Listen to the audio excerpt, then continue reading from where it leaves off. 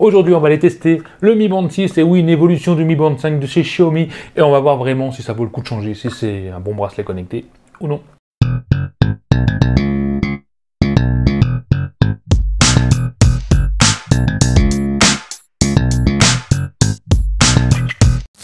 Bon alors déjà, au niveau des couleurs, il faut savoir qu'il y en a un paquet.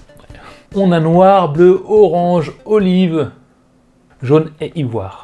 Pour ce qui est du tarif, en France, tu vas la trouver autour des 49 €. Allez, entre 40 et 49 €, tout dépend des promotions et des sites. Bien sûr, tu le trouveras en Chine moins cher, qui sera plutôt près des 30 €, et voire des fois des promotions qui peuvent aller, bon, 20 €, c'est très rare, mais 25 €.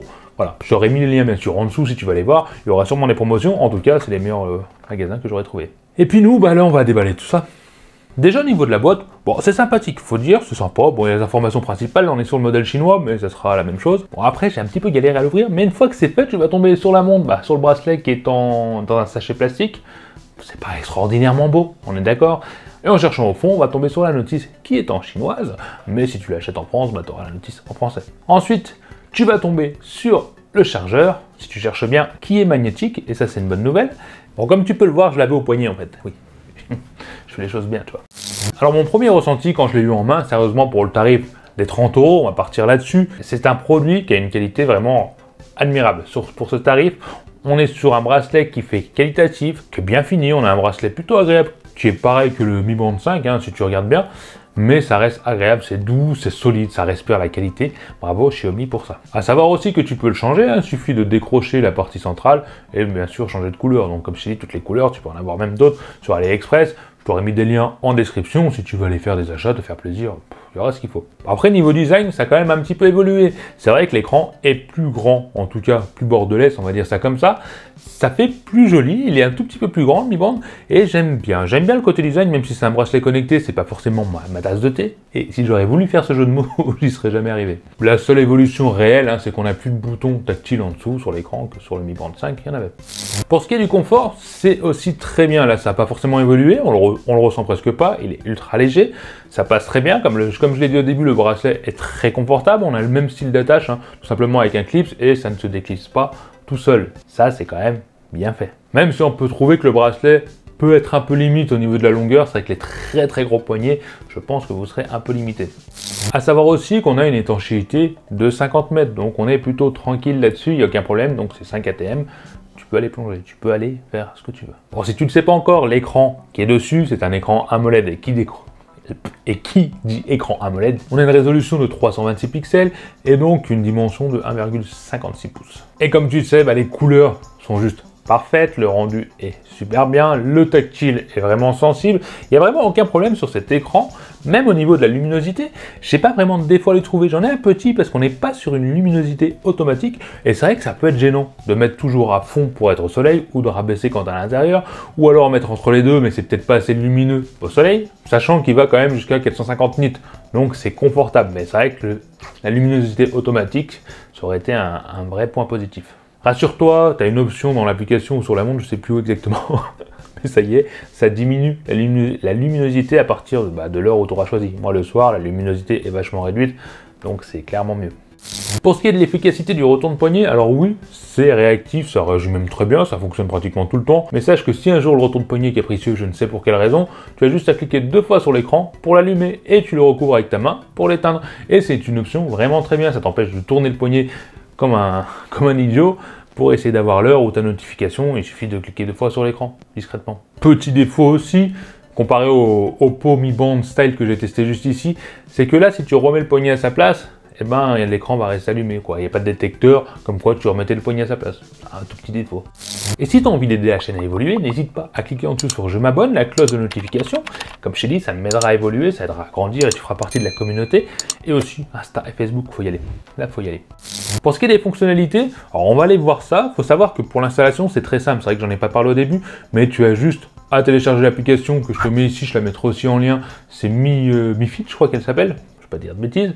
Et donc tu as juste à suivre les étapes, connecter ta montre, ton bracelet connecté via l'application, ou créer un compte si c'est pas encore fait. Bon, tu as juste à suivre les étapes, c'est vraiment très simple, rassure-toi. Sur l'interface, on est quand même vraiment sur du Mi Band 5, on a un truc standard, tu vas de gauche à droite où tu auras les raccourcis, donc là on va retrouver Alipay. Bon, Alipay, le problème c'est que c'est pas utile ici en France ni en Europe d'ailleurs, c'est vraiment en Chine, donc c'est vraiment inutile, mais sur la version européenne, je crois pas que tu aurais cette option. Tu as aussi l'option dans les raccourcis, donc pour avoir le contrôleur de musique, tu auras la météo qui est quand même pas mal détaillée, j'aime plutôt bien. Et puis voilà, après quand tu navigues de haut vers le bas, là tu vas aller dans le menu principal où tu auras plein d'options. Par contre, il y a un truc qui m'a un petit peu dérangé par rapport à cette navigation, j'aurais aimé que ou on monte ou on descend, mais que ça t'affiche directement les notifications. Ça te permettrait de pas t'emmerder, aller dans les menus chercher notifications si tu l'as pas lu directement et de voir tes messages. C'est juste un petit truc tout con, mais je trouve ça dommage. Quoi qu'il en soit, on est sur une interface fluide, réactif, il n'y a aucun problème là-dessus, c'est quand même intuitif. Alors oui, ce Mi Band 6 a une option supplémentaire que le 5, heureusement il y a une évolution, c'est qu'on a quand même le SPO2, l'oxygène dans le sang. Alors ça va pas le prendre tout le temps, mais tu peux activer l'option pour que ça le prenne entre guillemets en continu, en tout cas toute la journée, pour savoir si tu as trop d'oxygène dans le sang, etc. Pareil pour le rythme cardiaque, au niveau des capteurs, j'ai trouvé ça plutôt précis. En tout cas, j'ai pas été surpris, j'ai pas eu de résultats olé olé, tu vois. Tu as aussi l'option du stress, alors ça peut prendre en permanence et t'avertir si tu es trop stressé et te proposer des exercices respiratoires pour enlever ton stress. J'en ai jamais eu l'occasion parce que je n'ai pas de stress, mais si tu es un grand stressé, bah sache que tu as cette option. Et aussi pareil chez Xiaomi, tu as le PAI, je sais pas si ça se dit comme ça, le PAI. En fait, plus le PAI sera haut, c'est-à-dire proche du 100 en fin de semaine, moins tu auras de risque d'attraper ou d'avoir des maladies cardiovasculaires ou des trucs comme ça. Voilà, quoi, je suis pas médecin, mais voilà, c'est à peu près ça. Pour les fans de la personnalisation, sache que Xiaomi a proposé plein d'écrans de cadran. Tu peux en personnaliser un paquet, tu vas sur l'application, tu en as une soixantaine, à savoir que tu peux aussi personnaliser directement sur la montre, c'est-à-dire que tu vas choisir ton cadran, et tu as aussi des cadrans préinstallés de Xiaomi qui peuvent être personnalisés, c'est-à-dire qu'en haut tu pourras afficher ou la météo, ou le nombre de pas, ou le rythme cardiaque en bas. En fait, tu vas choisir à peu près ce que tu vas afficher sur ton cadran déjà préinstallé, et c'est pas mal. Après, pour ce qui est des notifications, alors oui, c'est fait pour recevoir les notifications. Sache que ça affiche des emojis, mais ça va pas tous les afficher, et c'est un petit peu chiant, je comprends pas pourquoi, mais ça fait ça. Tu ne pourras pas aussi répondre aux appels, mais tu seras averti si tu as un appel, tu peux directement raccrocher dessus. Autre petit truc sympa, sache que tu peux aussi contrôler ton appareil photo à distance, en tout cas activer pour prendre la photo, ça c'est bien. Et il y a une option qui est plutôt sympa, que j'aime beaucoup en tout cas, c'est que tu peux personnaliser la vibration. C'est-à-dire que tu vas choisir pour les SMS ou les appels, et tu pourras faire ton rythme musical, en tout cas ton rythme vibrationnel, ça se dit comme ça, pour savoir si c'est un appel ou un SMS ou une notification d'autre chose. Bon, j'en ai quand même dit un paquet sur cette montre, mais là on va passer au sport. Sache qu'en tout, tu as 30 modes sport. Pour un bracelet connecté à 30 balles, c'est top. Et tu as aussi la reconnaissance des modes sport, c'est-à-dire que tu vas courir un petit peu ou partir faire du vélo, le bracelet va détecter entre guillemets que tu fais du sport et il va te proposer d'activer le sport au cas où tu avais oublié. Et ça prendra bien sûr en compte dès que tu es parti, pas quand ça t'a proposé. Et c'est un truc tout bête, mais c'est vachement utile. En tout cas pour moi qui fais rarement du sport, j'ai pas forcément le réflexe de l'activer, et lui m'avertit et je trouve ça bien. Mais bien sûr, tu n'auras pas de GPS intégré, c'est dommage, bon, j'en demande beaucoup pour 30 €, mais voilà, tu n'as pas de GPS intégré, ça va prendre le GPS de ton smartphone et tu auras tous les résultats. Alors oui, tu peux voir les historiques, donc sur le bracelet, voir entre guillemets le graphique et la carte avec toutes les informations, et sur l'application, tu auras encore plus d'informations, et je pense sincèrement que pour le tarif, avoir autant d'infos, c'est vraiment complet. Moi je trouve ça juste bluffant.